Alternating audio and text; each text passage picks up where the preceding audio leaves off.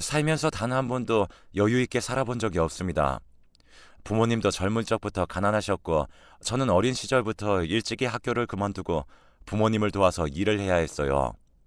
그렇지 않으면 가족끼리 먹고 살기가 힘들었거든요. 당연히 친구라고 할 게 제대로 있을 리도 없었습니다. 그러나 그런 상황에서도 유일하게 제게 친구라고 부를 수 있을 만한 사람이 하나 있었어요.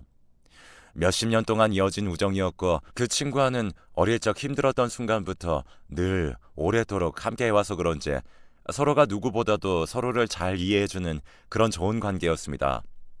저는 가족만큼 혹은 가족보다 더 그 친구를 믿고 의지했어요. 특히나 청소년 시절에는 왜 다른 애들은 그냥 평범하게 학교 다니면서 공부하는데 나는 학교도 제대로 다니지 못하는 거지?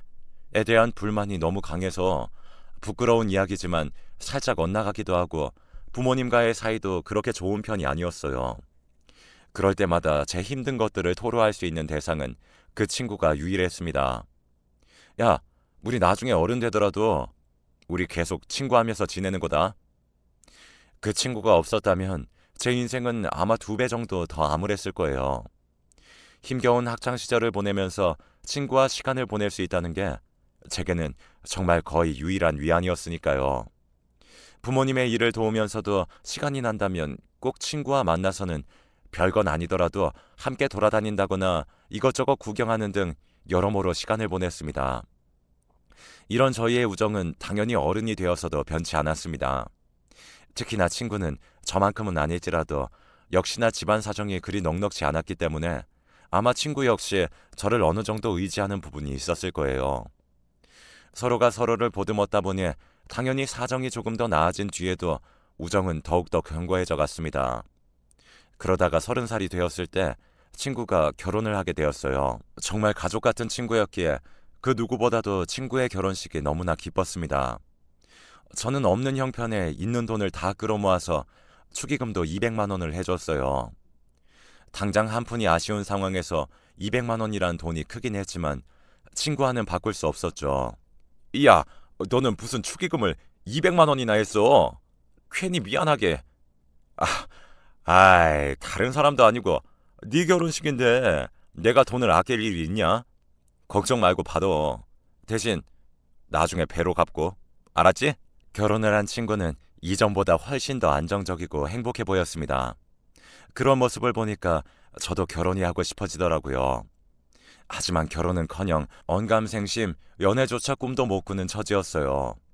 부끄럽지만 20살 시절 어쩌다 연이 닿아서 짧게 만났던 여자친구를 제외하고는 저는 30 후반이 될 때까지 여자 손 한 번 못 잡아본 요즘 말로 모태솔로였어요. 주변에 저 같은 사람은 많이 없어서 제가 연애 경험이 없다는 건 유일하게 저희 가족과 친구만이 알고 있었죠. 사실 여자친구 같은 게 없던 지 오래되다 보니 그동안은 그렇게 외롭다는 느낌이 들지 않았는데, 이상하게 친구가 결혼해서 사는 모습을 보니까 나도 더 늦기 전에 연애를 좀 해볼 걸 이라는 후회가 들더라고요.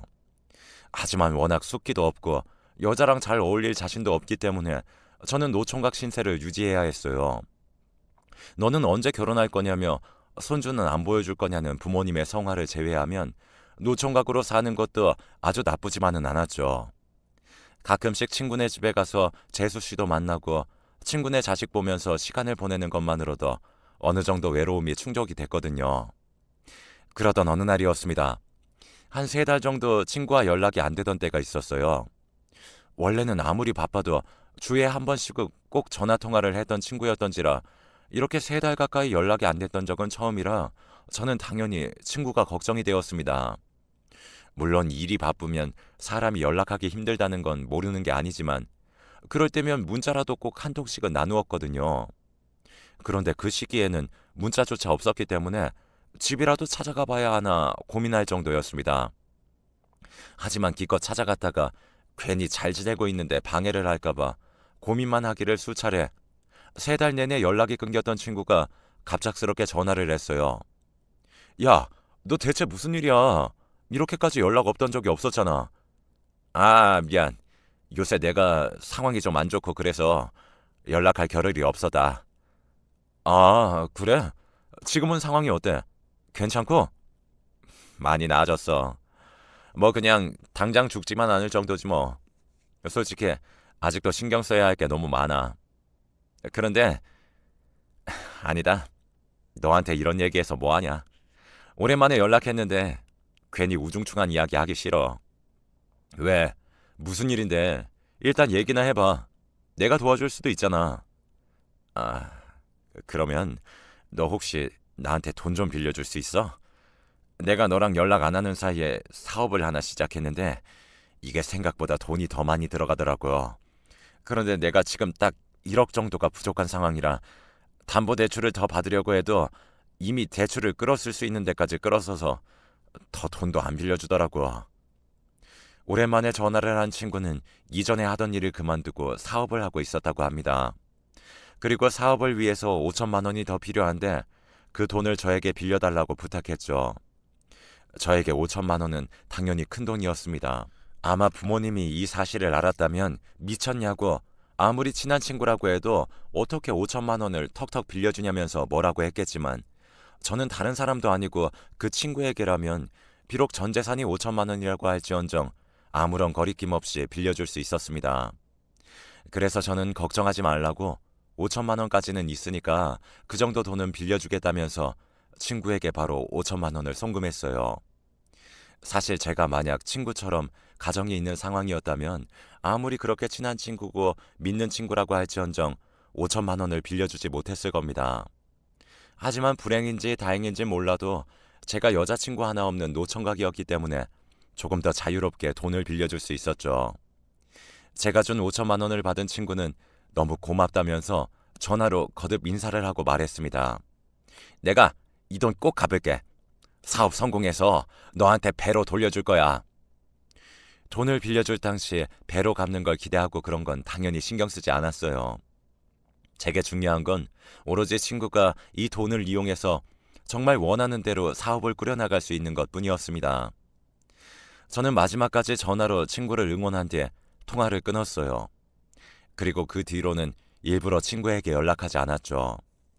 다른 상황이면 몰라도 저에게 돈을 빌린 입장에서 친구에게 연락을 자주 한다면 제 의도가 그렇지 않다고 할지언정 친구는 그걸 일종의 독촉으로 생각할 수 있다는 생각이 들더라고요.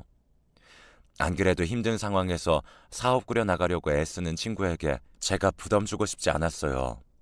그리고 한편으론 친구에 대한 믿음도 있었죠. 몇십 년 이상 알아온 사람이기 때문에 당연히 알아서 돈이 생긴다면 갚을 친구라고 말이죠. 하지만 1년이 지나도록 친구는 연락을 하지 않았습니다. 심지어는 제 생일도 말이죠. 다른 날은 몰라도 서로의 생일 같은 경우에는 만나서 식사를 함께 했기 때문에 굉장히 이례적인 일이었습니다. 돈을 빌려줬다고 할지라도 저는 그런 특별한 날에는 당연히 이전처럼 평소와 똑같이 시간을 보내고 어찌됐든 둘 사이에 금전적인 관계가 추가됐을지언정 기본적인 관계는 친구이기 때문에 그런 중요한 날에도 연락이 없는 건 좀 이상하더라고요. 그래서 기다리다가 제 생일이 지나고 한 2주일 뒤에 제가 먼저 친구에게 연락했습니다. 그런데 지금 거신 번호는 없는 번호입니다. 다시 한번 확인하고 걸어주세요. 10년간 바꾸지 않았던 친구의 전화번호가 바뀌어져 있었습니다. 정말 믿기지 않은 이 현실에 몇 번이고 친구에게 전화를 걸어봤지만 수화기 너머로 돌아온 대답은 똑같을 뿐이었습니다. 저는 그 길로 친구의 소식을 어떻게든 소문하려고 했어요. 그 결과 친구가 어디 있는지는 알지 못했지만 친구가 어떤 상황인지는 알 수 있었습니다. 제게 빌린 5천만 원과 본인이 투자한 돈으로 호기롭게 사업을 시작했던 친구는 얼마 안가 사업이 처참하게 망해서 본인 돈은 물론이고 저에게 빌린 5천만 원까지 모두 날린 상황이었습니다. 빚쟁이들이 쫓아오는 통에 이전처럼 평범하게 살 수 없었던 친구는 야반도주를 했겠죠. 친구인 저에게 연락도 하지 않고 말이죠. 실망을 하지 않았다면 거짓말일 겁니다. 저는 아무리 힘든 상황이 있어도 친구가 저에게는 연락을 할 거라고 생각했기 때문이에요. 그리고 화가 났어요. 정말로 저는 당시 제 돈을 모두 탈탈탈 털어서 친구에게 줬던 겁니다. 물론 사업이라는 게 실패할 가능성은 당연히 있는 것이기 때문에 제가 빌려주기로 한 이상 그런 부분은 당연히 염두에 두고 있었어요. 하지만 친구도 제가 전 재산을 빌려줬다는 걸 아는 상황에서 설마 저한테 이런 방구도 없이 그냥 자기 살려고 그렇게 훌쩍 도망을 가버릴 거라고는 상상도 못했습니다. 저는 친구의 야반 도주를 알게 된 시점으로부터 제 인생에서 가장 좋은 친구 하나를 잃게 되었어요. 그 뒤로는 막말로 정말 개처럼 돈 버느라 바빴습니다. 원래 못했던 연애를 그때 가서 할 수 있을 리도 없었고, 그냥 조금이라도 먹고 살기 어렵지 않게 환경을 만들기 위해서 시간이 나면 무조건 잡일이라도 하러 밖에 나갔어요. 혼자 집에 있으면 자꾸 그 친구가 생각이 나더라고요. 그러면 슬퍼지고 고통스러워졌기 때문에 일을 하면서 기분도 환기시켰습니다. 저는 그렇게 그대로 친구가 평생 저에게 연락을 안 할 거라고 생각했어요. 애초에 연락할 사람이었으면 도망가기 전에 문자라도 남기지 않을까 싶었거든요. 그런데 그런 제 예상과는 달리 친구의 야반도주 사실을 안 지 반년 뒤에 친구에게 전화가 왔습니다. 처음에는 모르는 번호라서 친구라고는 상상도 못하고 받았는데 목소리가 딱 친구였죠. 이전과는 달리 많이 쉬고 아픈 듯한 음성이긴 했지만요. 네가 무슨 염치로 나한테 전화를 한 거냐? 아직 안 죽고 살아는 있었네? 정말로 미안하다. 그런데 내가 꼭 너한테 할 말이 있어. 나 꼴도 보기 싫은 거 아는데 이번이 마지막이라고 생각하고 한 번만 만나주라. 왜? 돈 준비해서 돈 주려고 만나자고 하는 거야? 돈 준비되기 전까지는 안 만날 테니까 돈 준비되면 그때 연락해라. 재수 씨랑 네 자식 때문에 지금 참고 있는 거니까. 아니, 그게 아니라 제발 한 번만 만나주라. 할 말이 있어서 그래. 친구는 직접 얼굴을 보고 하고 싶은 말이 있다며 저와 만나달라고 하면서 한 병원의 주소를 알려주었습니다. 저는 그래서 친구의 아내나 자식의 병원에 입원해 있는 거라고 생각을 했어요.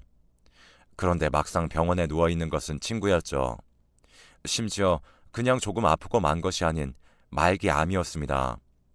게다가 죽을 날까지 이미 받아놓은 상황이었던 거죠. 친구는 자신의 얼마 안 남은 생속에서 제게 꼭 사과하고 싶었다고 합니다. 병실에 초라하게 누워있는 친구를 보니 만감이 교차했습니다. 누구보다 덩치도 커서 건강했던 친구인데 이제 앙상한 뼈만 남아 금방이라도 눈물을 떨굴 듯한 눈빛으로 저를 쳐다보는데 그 순간에는 아무 말도 아무것도 할 수 없었습니다. 그리고 친구는 조용히 입을 떼기 시작했어요. 네가 얼마나 큰맘 먹고 그 돈 빌려줬는지 내가 모르는 게 아닌데 그땐 당장 빚쟁이들이 쫓아오고 그러는 게 너무 무서웠어. 그리고 네 앞에서 고개 들기도 힘들었고 그 돈은 내가 정말 2배 넘게 돌려주려고 했었는데 2배는커녕 원금까지 깎아먹었으니 내 스스로가 너무 밉고 이런 나를 네가 어떻게 생각할지 몰라서 연락하는 게 너무 두렵더라.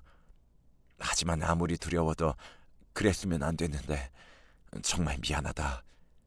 깡마른 얼굴과 몸으로 제게 사과를 하는 친구를 보니 참 이걸 뭐라 말해야 할지 모르겠더라고요. 하지만 그러면서도 그 당시에는 화가 많이 나 있었어요. 돈 때문에 화가 난 게 아니었습니다. 단지 이 친구와 나와의 우정을 생각한다면 미리 저에게 상의를 했어야 했고 그렇지 못하더라도 단 한마디라도 남겼다면 저는 그 친구를 믿고 기다렸을 텐데 말이죠. 그런데 배신감이 어찌나 컸던 건지 그런 친구의 모습을 보고 있으면서도 실망감은 쉽게 누그러지지 않았어요. 그래서 친구가 사과를 해도 저는 아무 말도 없이 묵묵히 듣기만 했죠. 친구는 그런 제 마음을 이해한다는 듯 제게 답을 구하지 않고 죽는 그날까지 제게 사과를 했어요. 하지만 사과를 하면서 한 가지 부탁을 한 것이 있었습니다. 내가 나중에 죽고 나면 우리 영은이랑 민지만 이 세상에 남는데 솔직히 잘못은 다 내가 한 거야. 내 아내랑 딸은 죄가 없잖아. 그러니 부디 가끔씩이라도 내 가족한테 좀 들러주라. 이전 같았으면 그런 부탁을 하지 않았더라도 제가 먼저 나서서 친구 가족을 챙기려고 했겠지만 이미 저에게 친구는 더 없는 배신자였습니다. 물론 친구가 죽는 것이 마음 아프긴 했지만 그것과는 별개로 냉정하게 봤을 때 친구에게 받아야 할 5천만 원이 남아있는 것도 사실이고 그리고 그 전에 친구가 제게 빌린 돈을 갚기는커녕 마음대로 도망가서는 연락도 하지 않고 막말로 죽기 직전이 되어서야 연락을 해서는 뒤늦게 사과를 하는 것도 모자라 자기 가족까지 돌봐달라는 이야기를 하는 것이었으니 그게 제게 좋게 보일 리가 없었죠. 그렇게 친구가 먼저 하늘나라로 갔습니다. 그렇게 되니까 친구 아내를 보기가 참 그렇더라고요.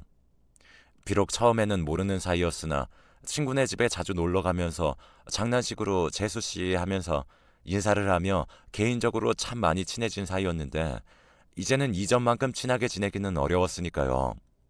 심지어 이제는 말 그대로 채무관계가 저희 사이에 생긴 상황이었으니 저는 악착같이 친구 아내를 죄어가며 돈을 받아내기 위해 압박할 수밖에 없었습니다. 친구 아내는 원래 전업주부로 집에만 있었는데 친구가 죽고 나서는 어떻게든 자기 딸과 둘이 살아갈 생활비를 마련하기 위해 더 나아가서 저에게 돈을 갚기 위해 일을 하기 시작했어요. 솔직히 처음에는 그렇게까지 가혹하게 뭐라고 하려고 한 건 아니었는데 나중에 정신을 차려보니까 제가 무슨 대부업 사채업자처럼 악마같이 비톡척을 하고 있더라고요. 사실 법적으로 상속 포기를 하게 되면 재수 씨는 저에게 돈을 안 갚아도 됐었는데 다른 금융권 등은 법적으로 처리를 했지만 제 돈은 어떻게든 갚겠다고 하더군요. 저도 어차피 그럴 생각이었기 때문에 그 말이 크게 와닿진 않았어요. 그래서 더욱 돈에 집착하게 되었습니다. 대체 이런 식으로 해서 언제 5천만 원을 다 갚으려고 그래? 잠 덜 자고 먹는 거 줄여. 내가 성혁이 그 녀석한테 빌려준 5천만 원이 내 전 재산이라는 얘기 들었어? 물론 잘못을 성혁이 그 녀석이 했지만 지금 걔는 죽었는데 어떡해. 남은 사람이 갚아야지. 솔직히 제가 막말을 했다고 하더라도 친구 아내 입장에서는 견디기 힘들었을 겁니다. 하지만 친구 아내는 묵묵하게 일을 했어요. 아주 조금씩이라도 돈이 생기면 즉각 저에게 송금을 했고 정말 제 말 그대로 본인 입에 들어가는 거, 본인이 걸치는 거 전부 아끼는 것 같더라고요. 제가 그 모습을 거의 3년을 봐왔습니다. 하지만 제가 애초부터 그렇게 안면몰수한 인간 말종은 아니었던지라 진짜 제 돈 갚으려고 아등바등 사는 재수씨 모습을 보니 그게 참 안쓰럽기도 하고 짠하기도 하고 동정심이 들더라고요. 게다가 3년을 그렇게 열심히 했는데 저에게 갚은 돈이 3천만 원이 좀 안 되었습니다. 물론 제대로 일하지 못하는 형편에서 1년에 1천만 원씩 갚았다는 건 어떻게 보면 거의 고무적인 일이네요. 하지만 그만큼 재수씨 그리고 재수씨의 어린 딸은 제대로 사람같이 살지도 못하고 있었죠. 언제부터인지는 모르겠지만 어느 날부턴가 재수씨를 볼 때마다 아, 내가 이 돈을 다 받아야 하는 건가 하는 생각이 들었습니다. 5천만 원, 당연히 큰 돈이고 말씀드렸듯이 제 전 재산을 다 갖다 준 것이었기 때문에 당연히 소중한 돈입니다. 그러나 곰곰이 따지고 보면 그 돈이 현재 상황에서 꼭 필요했던 것도 아니고 이제 저한테 아무런 말도 없이 도망갔던 친구에 대한 원망도 어느 정도 많이 희석이 된 상황에서 제가 남은 2천만 원 정도를 받고자 지금처럼 재수씨와 재수씨의 어린 딸을 이런 식으로 고생시켜도 되는지에 대한 회의감이 무척 많이 들었습니다. 그러다 보니 문득 이런 생각이 들더라고요. 그냥 못 받는다고 생각하고 신경을 쓰지 말아야겠다. 재수씨와 어린 딸이 불쌍해 보이는 시점에서 이미 말은 다 한 거였죠. 그렇게 되니까 그냥 이런 생각도 들더라고요. 애초에 그 2천만 원은 내 돈이 될 운명이 아니었다고요. 그래서 그때부터는 점차 재수씨에게 보내는 돈도 줄이라고 하고 약간 상황이 힘들거나 하면 돈 보내는 것보다 당장 먹고 사는 걸 우선시하라고 넌지시 이야기했습니다. 이상하게 그 시점부터는 진짜 친구 생각이 엄청 많이 들었어요. 죽기 전에 가끔씩이라도 좋으니 자기 가족을 들여봐주고 보살펴달라고 말하던 친구의 유언도 생각났죠. 어쩌면 저는 5천만 원으로 시작된 돈 때문에 제 인생에서 더 없을 친구 하나를 제 마음에서 도려낸 게 아닌가 싶었습니다. 완벽히 마음을 고쳐먹은 뒤로는 더 이상 재수씨에게 빚을 갚는다는 명목의 돈도 받지 않았어요. 오히려 제가 일을 하고 조금이라도 여윳돈이 있다면 이걸로 민지랑 먹고 사는 거 생활비로 쓰라고 이야기하면서 돈을 주곤 했습니다. 물론 친구에 대한 앙금이 아예 없다고 하면 그건 솔직히 거짓말일 거예요. 어떻게 아예 없을 수가 있겠습니까? 친구가 했던 일들이 사라지는 게 아닌데요. 하지만 정말 재수씨와 그 딸은 죄가 없잖아요. 게다가 무엇보다도 제가 친조카처럼 대했던 그 어린아이가 늘 제게 삼촌 삼촌 하면서 따라다니는 게 언제부턴가는 양심이 되게 찔렸습니다. 사실상 저는 말이죠. 그 아이 삼촌이 아니라 빚독촉하고 다니는 사채업자나 다름이 없었는데 행동을 바꾸고 나니 마음이 편해졌습니다. 재수 씨는 처음에는 이런 제 호의를 괜찮다고 하면서 조금 불편해하는 듯 보였지만 하루 날 잡고 진지하게 이야기하고 나니까 제가 정말 진심으로 둘을 돕고 싶다는 걸 알았는지 그 이후부터는 제가 해주는 호의들을 아무런 말 없이 받아들였습니다. 그리고 이것저것 하나하나 신경을 써줬어요. 내 마음은 그렇지 않은데 일부러 못되게 굴었던 지난 날을 비에 씻기듯 씻어내기 위해서 몸부림치듯이 두 모녀에게 정말 열과 성을 다해 잘해주게 되었습니다. 가족처럼 말이죠. 재수씨, 이 근처에 재수씨가 다닐 만한 학원이 있는데 한번 가보면 좋을 것 같아요. 새 일자리 구하기 어렵긴 한데 재수씨 나이 정도면 충분히 자격증 따서 다닐 수 있을 거예요. 변변찮은 일자리도 구하지 못하는 재수씨에게 자격증 학원을 소개시켜주면서 일자리를 구하는 것까지 도와주었습니다. 그러다 보니까 재수씨 입장에서는 제가 무척이나 고마웠나 봐요. 사실 5천만 원 중 2천만 원은 거의 받을 생각을 하지 않은 상태에서 재수씨가 딸과 살아갈 수 있도록 도와준 거니까요. 그래서인지 재수씨가 어느 날 그러더라고요. 저한테 동생이 하나 있는데 얘 한번 만나봐요. 얘가 예쁘고 착하고 성격도 좋아서 만약 잘 되면 그래도 좋은 관계로 지낼 수 있을 거예요. 갑작스러운 선짜리 제의에 처음에는 거절했습니다. 애초에 저 같은 상황에서 여자는 꿈도 못 꾸고 있었고 사실 스스로에 대한 자신감이 많이 없었거든요. 하지만 제가 아무리 거절을 해도 재수 씨가 꼭 사귀지 않아도 된다면서 한 번만 만나보라고 성화를 하는 통에 그래, 한 번 정도는 괜찮겠지 라는 마음으로 선자리에 나갔습니다. 그런데 재수 씨에게 예쁘고 참하다는 설명을 듣긴 했지만 정말 선자리에 나와 있는 재수 씨의 동생은 어딜 가도 사람들이 다 돌아볼 만큼 빼어난 미인이었습니다. 심지어 나이도 저보다 10살이나 어렸죠. 진짜 부담되더라고요. 저는 그냥 아저씨 얼굴에 배도 나와 있고 가진 것도 없는 상황이었는데 그냥 늙음하게 좋은 경험한다고 생각하고 가볍게 시간을 보내다 돌아왔습니다. 그런데 재수 씨 동생이 먼저 다음에 또 만나자고 이야기했고 어쩌다 보니 몇 차례 더 데이트를 하게 되었는데 그럼 안 되지만 시간이 지나면 지날수록 재수 씨 동생에게 반해가는 저를 느끼게 되더라고요. 놀라운 것은 재수 씨 동생 역시 저에게 호감을 보였다는 겁니다. 그렇게 둘이 가졌던 만남이 계속 이어지면서 저희는 약 2달 뒤에 연애를 하게 되었어요. 이 얼마나 기적 같은 일인지 함께 길거리에 나가면 거짓말 안 하고 주변 사람들이 저놈은 얼마나 능력이 있길래 저런 미인을 옆에 끼고 다니지 하는 시선으로 저를 다 쳐다봤습니다. 솔직히 당장 사귀고 있는 저 자신도 이해되지 않아서 물어본 적이 있었어요. 왜 나 같은 아저씨를 만나는 거예요?